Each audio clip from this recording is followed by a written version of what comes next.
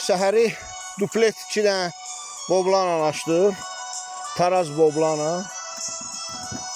Bilirsiniz ki, İminavoy bu anı düzdür, duman elə imkan verməyib səhər tam açılsın. Düşərgəmin aslatkası. Bir də səhərin açılmağın ona görə gözləyirdim ki, bu pambıq sahələrini çəkəm sizə göstərəm.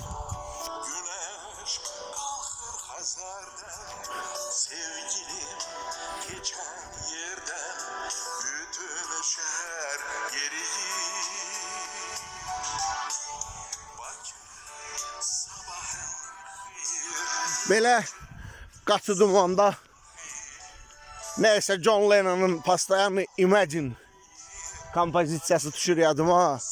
Çünki o da Londonda dumanda çəkilir.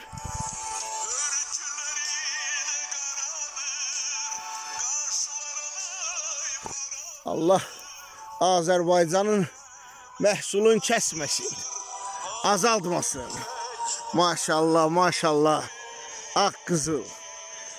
Yeri gəlmişkən birjada baxa bilərsiniz. Pambığın tonun qiyməti neçədir? Ay maşallah, maşallah.